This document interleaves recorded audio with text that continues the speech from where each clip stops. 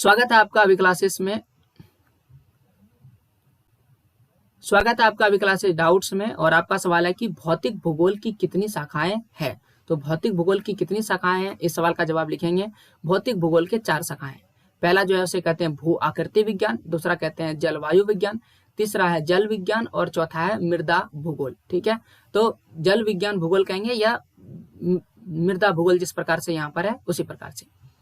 तो 4 शाखा है। भू आकृति विज्ञान, इसमें भू आकृतियों और उनके क्रम विकास, उससे संबंधित प्रक्रियाओं का अध्ययन करते हैं कि भूमि क्या है, उसका विकास किस प्रकार से हुआ है और क्या अभी वो प्रक्रिया में है, उसके क्या उपयोग है। जैसे कि काली मृदा का उपयोग करते हैं कपास की खेती के लिए, तो ये सारी चीजें किस में आ गया, भू आकृति विज्ञान में आ गया।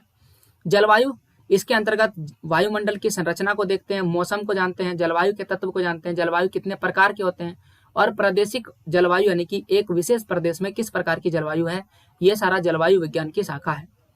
फिर आता है जल विज्ञान। तो जल विज्ञान में जान ही रहे हैं, धारातल पर जहां पर भी जल परिमंडल है, जिसमें नदी, झील, जलाशय, इन सभी क्षेत्रों में जहां पर मानव सहित विभिन्न प्रकार के जीवों एवं उनके कार्य का प्रभाव का अध्ययन किया जाता है, इसे हम जल विज्ञान कहते हैं। तो जल नहीं रहेगा तो मानव क्या प्रभाव पड़ेगा और बाकी जीवों पर क्या प्रभाव पड़ेगा, तो ये हम सभी को पता ही है, क्योंकि जल के बिना जीवन संभव नहीं है। मृदा भूगोल में हम लोग मिट्टी का निर्माण की प्रक्रिया देखेंगे, मिट्टी का प्रकार देखेंगे, उसका उत्पादकता का स्तर देखेंगे, वितरण देखेंगे और उपयोग देखेंगे। जैसे कि अभी आपको काली मिट्टी में किसका खेती होता है, कपास का खेती होता है, तो ये किस में आ जाएगा, मृदा, विशेष रूप से मृदा भूगोल में आएगा। और चूंकि भू आकृति में भू का आकृति कैसा है, क्या पहाड़ है, पठार है, जो मैदान है, ये सारा भू आकृति में आता है। ठीक है, तो ये था आपके सवाल का जवाब। और ऐसे ही सवालों के जवाब के लिए सब्सक्राइब कीजिए अभी क्लासेस डाउट्स को।